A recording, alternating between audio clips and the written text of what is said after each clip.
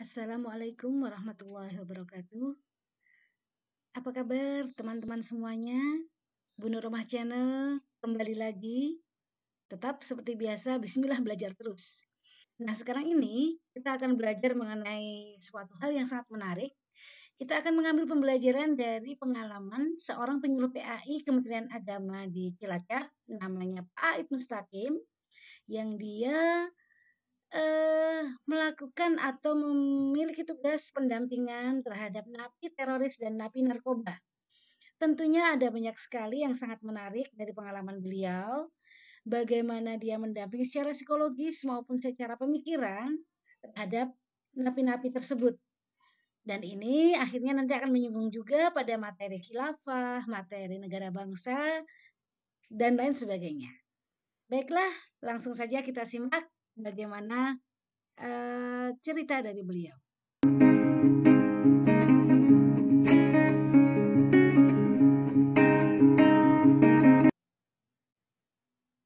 Utama tadi saya hanya akan bicara tentang pengalaman lapangan saja. Sebetulnya saya sama dengan Mbak Janti sebagai penyuluh. Awalnya tidak fokus di Nusa Kambangan karena tugas saja saya ke sana dan tidak khusus ke napiter. Pengalaman awal saya ya barangkali kalau hanya penyuluhan di publis itu kita bicara agama enak. Tapi ini kita berhadapan dengan napi-napi, manusia-manusia yang emosional, berjiwa satu, merasa diperlakukan tidak adil. Singkat cerita, kami menemukan cara untuk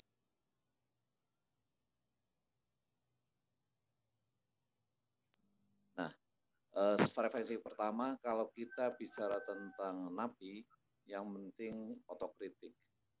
Kita bicara tentang diri sendiri, kita koreksi diri sendiri, maka kemudian kesimpulannya manusia itu punya sisi salah dan sisi benar. Persoalannya sekarang adalah mereka yang dipersalahkan secara hukum manusia yang dijalani dan kita yang salah ini yang belum kebaca secara hukum negara, itu aja. Tapi di hadapan Tuhan semuanya punya kemungkinan sama, punya kesempatan untuk masuk surga dan punya kesempatan untuk masuk neraka sama-sama kemungkinannya. Ini awal menarik dan ini bisa masuk kepada semua napi karena frekuensinya udah sama. Ada dinamika di situ ketika kemudian di Kembang Kuning khususnya waktu itu awal saya masuk, ada 6 napi yang tidak bisa menerima, kebacalah nggak bisa menerima apa yang disampaikan di 4 pertemuan. Ternyata 6 napi ini adalah napi teroris. Kenapa? Karena mereka tidak pernah merasa bersalah, mereka merasa sedang berjuang, mereka merasa sedang berjihad. Ini yang kemudian menjadi PR awal dan itu ada perdebatan terbuka karena belum ada sistem yang seperti sekarang pemilahan antara napi ter dan napi umum. Ada perdebatan terbuka. Banyak hal yang menarik di situ, termasuk pertanyaan tentang kenapa Pak Ustadz tidak pernah mengupas bab jihad misalkan. Oke, ini perkembangan awal. Alhamdulillah kami diskusi. Secara konsepsi sebenarnya tidak ada persoalan di antara napi dan kami penyuluh. Dalam konsepsi agama, semua bab jihad ada. Pak Kiai ini kayak Pak Haji Mustafa dan lainnya sudah tahu semuanya lah. Rujukan-rujukan kitabnya juga sama sebenarnya. Persoalannya adalah timing atau mungkin penentuan apakah situasi ini seperti yang kita bayangkan. Kalau saya menganggap negara ini masih darussalam, negara ini masih memberikan ruang kepada pemeluk agama untuk berekspresi secara bebas. Tapi bagi mereka, ini sudah hub atau daerah peperangan. Mungkin ini yang beda di situ. Saya lugas bicara sejarah. Jika perang formal seperti tahun 45 atau 3 bulan setelah merdeka, ada serangan langsung dari luar ke dalam. Saya sebagaimana Rasul Jihad Hasyim Asy'ari misalkan, yang sudah di launching pada tahun setelah kemerdekaan. Jadi jika hanya peperangan bersifat ekonomi, psikologi dan sebagainya, ini belum dianggap situasi perang. Kira begitu, kami ketemunya di situ. Dan karena mungkin sifat kemanusiaan, karena sering ketemu, maka kami jadi sering berdiskusi. Ini awal, bagaimana menaklukkan napiter butuh waktu dari 2 hari, sampai pertemanan kami bertahun-tahun, dan akhirnya kami menemukan apa yang mereka pikirkan. Ini yang langkah awal. Kemudian yang kedua, kami masuk pada lapas yang khusus narkotika. Ini lebih, dan kami bekerja sama dengan BNN. Kalau kemudian perkembangannya berikutnya, Napiter bekerjasama dengan BNPT. Pola-polanya dikaji, kemudian dilakukan langkah-langkah yang lebih sistematis. Sekali lagi, ini bahasanya mau ke arah mana, karena ada 2 bandar narkoba. Ya, jadi kalau tiap hari Rabu, saya hadir di Lapas Batu, Lapas kelas 1 Nusa Kambangan, yang khusus high rise. Sistem baru di mana 1 orang 1 sel dan tidak bisa komunikasi dan nggak pernah dikeluarkan dari sel. Ini membuat kami tidak bisa melakukan penyuluhan secara terbuka. Kalau di lapas di bawahnya pun belum bisa, yaitu maksimum security, yang hanya dikeluarkan 2 jam sekali dalam sehari. Kami belum bisa masuk. Kemudian bisa masuk di lapas 3 lapas, yaitu Kembang Kuning, Permisan, dan lapas yang di bawahnya yaitu terbuka. Bisa melakukan, mereka dikeluarkan dari jam 8 pagi sampai jam 1 siang. Kami bisa lakukan penyuluhan, pengajian-pengajian, dan diatur sesuai dengan ada kelas Iqra, kelas Quran, kemudian kajian dan sebagainya. Ini kami buat tim dari Kementerian Agama, ada 4 orang yang kami kirim untuk mengisi pengajian di hari Senin sampai Kamis misalkan. Nah, untuk masuk ke lapas Batu ini, maka kami mau melakukan MOU baru dengan namanya bimbingan konseling. Dengan standar lapas. Jadi kami menghadapi orang yang terborgol tangannya ini, kakinya terborgol, kemudian borgol kaki masih dikaitkan ke borgol di lantai, jadi nggak bisa lari. Bisa dibayangkan kita menghadapi orang yang sudah misalkan secara psikologis sudah nggak sehat. Di samping fisiknya udah mengurus ya, karena nggak pernah kena sinar matahari. Namun demikian, alhamdulillah kami melakukan kajian-kajian. Kalau kita hanya dari debat, dulu pernah diupayakan misalkan didatangkan ustadz dari luar, termasuk dari Yaman, kemudian dari banyak tokoh-tokoh agama dimasukkan untuk berdebat dengan tokoh-tokoh teroris misalkan. Ternyata hasilnya nggak maksimal. Karena apa? Kalah pun dalam hujah tidak bisa mengalihkan keyakinan. Jadi bisa dipastikan bahwa kekalahan pemikiran, kekalahan hujah, kekalahan dalil itu tidak meruntuhkan egoisme yang sudah ada dalam dirinya. Ini yang susah. Maka kemudian yang terbaik adalah bagaimana berproses mempengaruhi pikirannya. Ini saya bicarakan Napiter dulu. Maka kemudian dilakukan sebuah kajian yang melahirkan beberapa buku. Ada tema-tema besar yang sering dibahas oleh Napiter atau napi teroris. Yang pertama tentang Tauhid. Ini bukunya yang dilahirkan dari BNPT. Ya. Di sini akan ada hujah dari mereka dan hujah pembanding. Jadi mereka akan diberi waktu, reaksinya macam-macam. Ada yang langsung disobek-sobek karena nggak suka gitu ya. Kemudian ada yang, tapi karena memang di penjara itu satu sel 1 orang, mereka akhirnya mau baca juga pelan-pelan. Dan ini beberapa bulan kemudian ketemu lagi membincangkan isi ini. Ternyata ya pelan-pelan mereka jadi mengerti ada pikiran-pikiran pembanding. Inilah yang kemudian ada eksodus Napiter yang kemudian kembali ke NKRI karena pola-pola seperti ini. Jadi tidak dipaksa untuk mengakui dengan dalil, tetapi disuruh berpikir. Ada tema lain yaitu jihad. Ini juga sama isinya. Ya, jadi hujah mereka detail, kemudian hujah pembanding oleh tim. Ini tim dari BNPT yang banyak tokoh agama yang dimasukkan untuk membuat buku ini. Kemudian yang ketiga, buku tentang takfiri, misalkan. Ini sama isinya.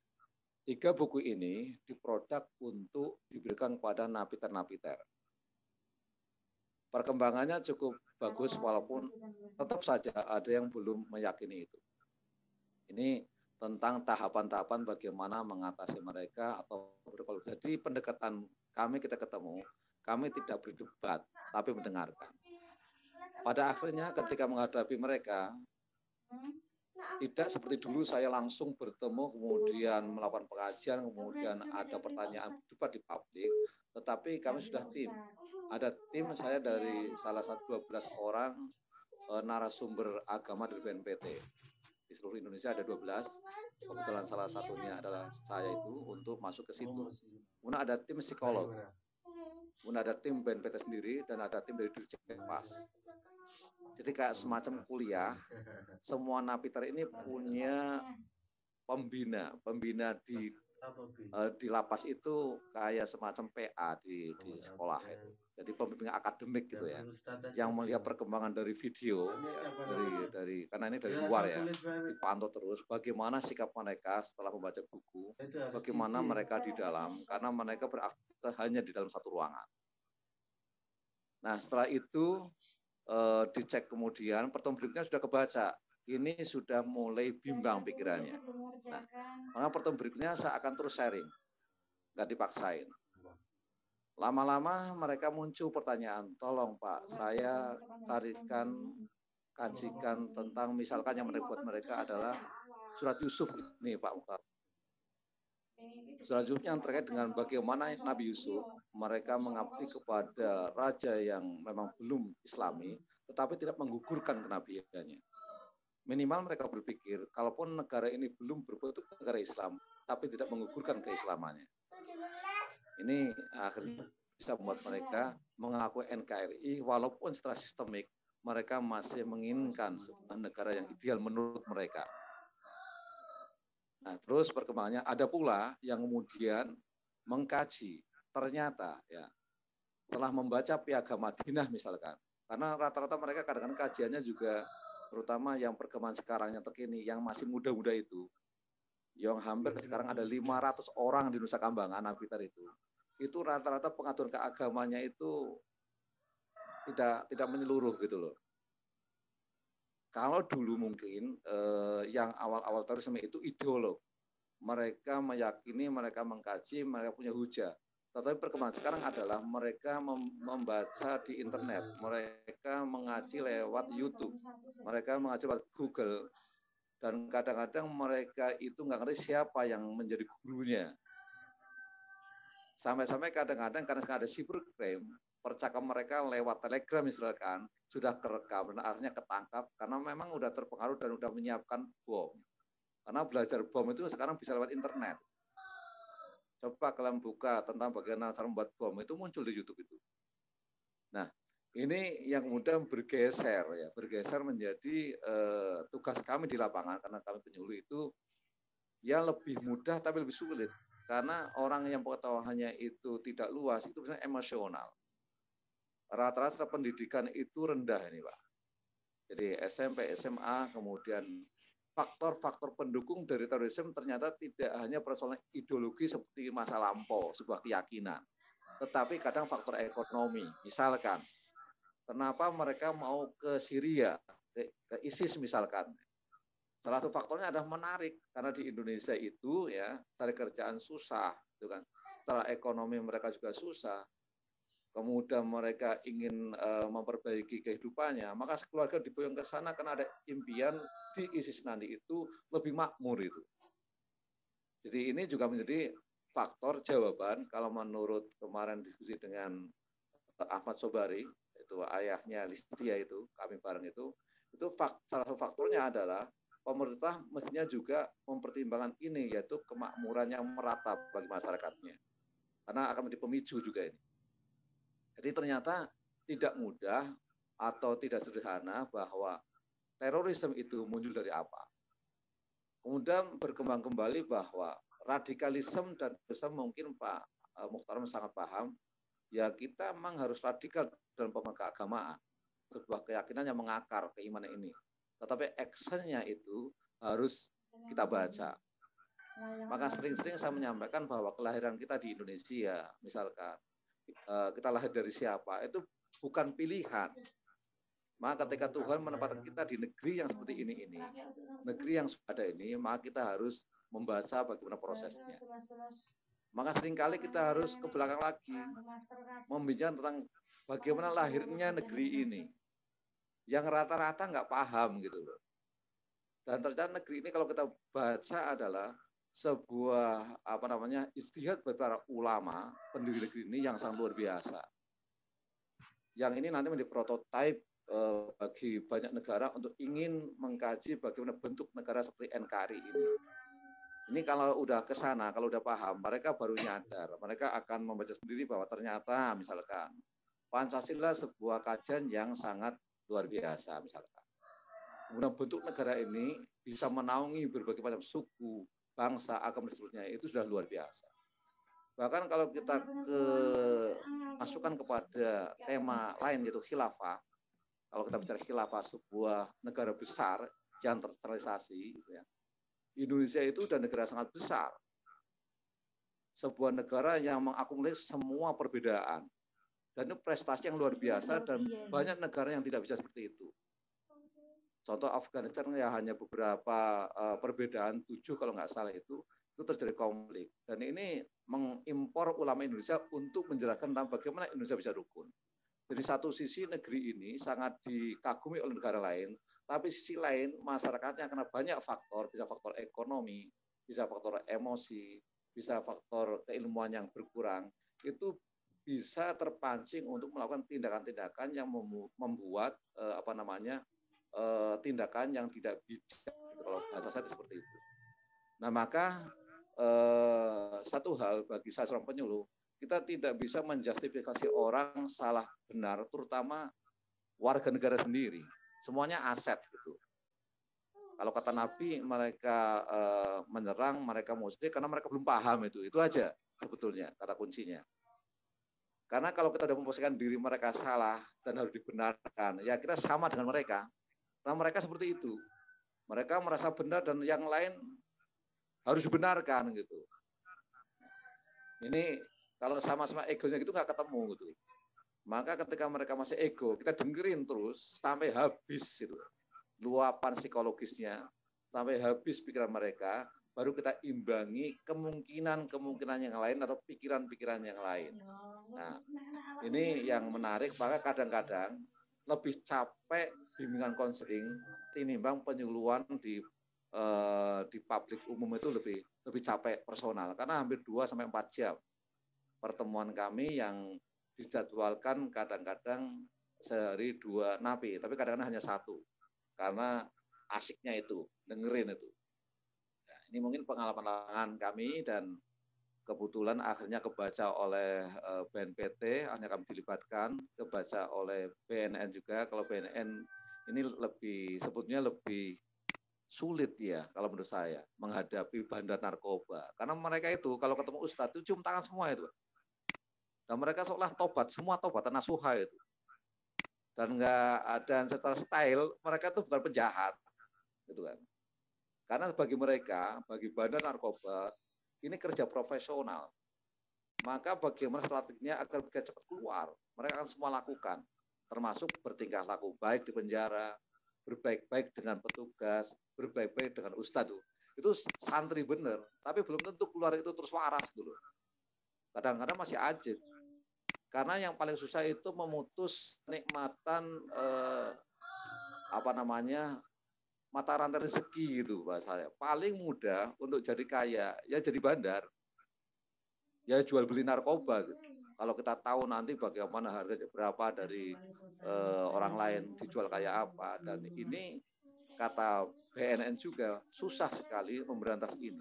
Malah bahasanya jika masih ada nusa kambangan, rasanya susah untuk memberantas misalkan peredaran narkoba di misalkan Cilacap dan sekitarnya misalkan begitu. Ini membuktikan begitu susahnya. Jadi 2 tema ini bagi saya, kalau napiter saya masih punya harapan untuk bagaimana berdiskusi secara pribadi, kemudian disentuh sisi yang lain, yaitu sisi kemanusiaan. Mereka juga punya anak, mereka juga punya istri, mereka juga punya keluarga. Maka kami juga dengan Densus akan kadang-kadang melakukan rekomendasi bagaimana mereka bisa bertemu keluarganya, bagaimana keluarganya disadarkan. Jadi bisa saja nanti yang menyadarkan adalah istrinya atau mungkin anaknya atau bapaknya jika itu memang hubungannya seperti itu. Tetapi sekali lagi tidak mudah juga karena mereka juga punya jaringan. Bahwa napi-napi ter ini secara berkala pun dijenguk oleh komunitasnya dan keluarganya juga dirawat oleh komunitasnya. Nah, bagaimana negara itu hadir untuk membuktikan mereka lebih perhatian terhadap keluarga-keluarga ini. Gitu. Ini yang mulai dilakukan, maka kemudian menghadapi napi ter ini juga plus keluarganya. Jadi ada salah napitar misalkan, saya siap NKRI, tapi gimana nanti anak istri saya? Ada juga klausul kalau sudah ke NKRI langsung pernikahannya batal. Nah, padahal rata-rata mereka istrinya 2, 3 gitu Mas Tarom, dari anaknya banyak-banyak itu kan. jadi luar biasa ya, saya guyon toh ya piye ya masalah pegatan ke ya susah tuh kan. Ditinggal istri juga susah tuh kan. Jadi ini harus kita mengerti tidak serta-merta, yaudah. Jadi kadang-kadang sudah paham NKRI itu udah betul tuh kan. Tapi resiko keluarga itu gimana saya gitu. Ya, saya kan pusing kalau udah mau begitu. Nah maka saya harus dengan pihak lain, terutama dengan Densus biasanya, yang bisa berkomunikasi dengan keluarga. Mereka ketemu ada jaminan, kadang ada jaminan keamanan, ada jaminan ekonomi, macam-macam lah. Intinya memang warga negara yang berontak, yang emosional, yang marah gitu ya, itu mungkin karena negara kurang perhatian. Saya jadi sangat teringat dengan kisah Umar bin Khattab ketika tidak memotong tangan pencuri itu Mas Taro. Kenapa sebuah hukum yang secara tekstual sudah dilakukan tidak dilakukan? Karena pemimpin ini mengkoreksi diri. Mungkin mencurinya karena apa? Karena kemiskinan. Kenapa kemiskinan ini terjadi? Ya karena saya memimpin kurang becus misalnya gitu. Nah maka seperti ini mungkin juga dilakukan oleh pemerintah itu kan. Dan saya juga memberi masukan itu. Jadi mungkin ini pengalaman lapangan kami, banyak hal sista personal, beberapa udah saya unggah di YouTube juga, tapi memang nggak boleh di shoot langsung itu dialognya. Jadi memang itu standarisasi dari lapas, nggak boleh foto-foto dan sebagainya nggak ada. Dan yang menarik yang terakhir kemarin, alumni IAIN Sunan Kalijogo angkatan 93, adik kelas kami Fakultas Dakwah, itu ketemu saya di Lapas Batu. Karena datanya ada SAG gitu ya. SAG-nya mana? Ternyata adik kelas kita. Dan ini ya yang mengakibatkan kemudian kami hanya ketawa dan kemudian saya tanya kenapa kamu bisa masuk sini itu kan. Itu karena keyakinan dan ini pemimpin di wilayah Asia itu Mas Taro. Luar biasa. Pemimpin karismatik juga di wilayahnya itu. Dan debat lama ya, ngobrol guyon juga tak tapi akhirnya tetap belum mau mengakui NKRI itu. Jadi kadang kami lama tuh kayaknya udah mau ngakui, ujung-ujungnya belum. Karena salah satu standar bisa turun dari lapas Hekris ke bawah itu harus mengakui NKRI. Dan itu harus baiat ulang. Ini yang susah. Jadi kadang-kadang udah ketemu secara kemanusiaan, kami udah ketemu pikirannya di banyak hal, di satu hal belum ketemu. Maka saya harus bersabar lebih lama.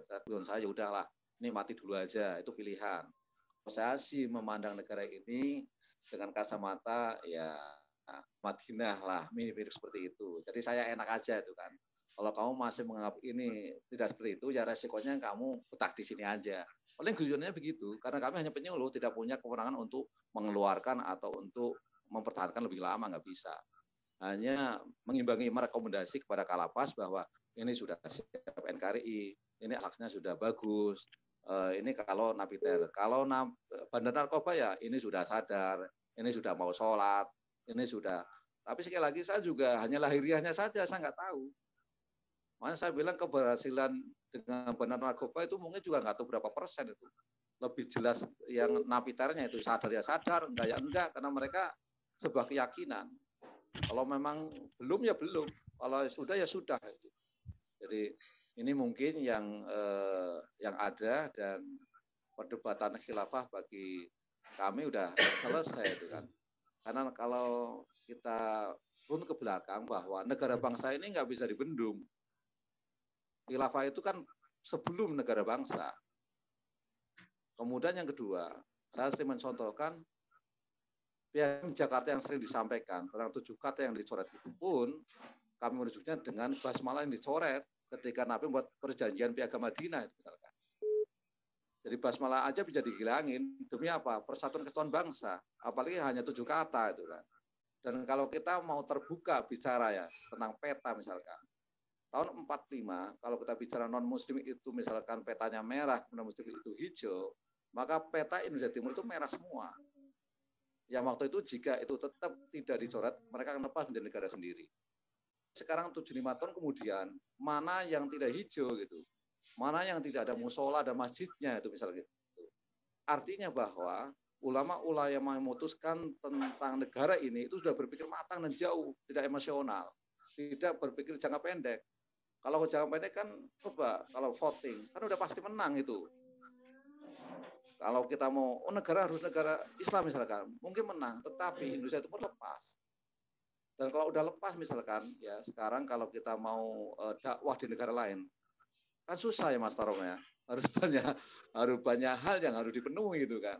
Tidak serta-merta, Mas Tarom aja harus pakai diplomat itu kan. Harus menjadi pejabat di sana baru bisa ngomong. Itu masih ada pembatasan-pembatasan. Tapi karena masih dalam satu negara, kita bebas berdakwah di Maluku, berdakwah di NTT, di mana-mana.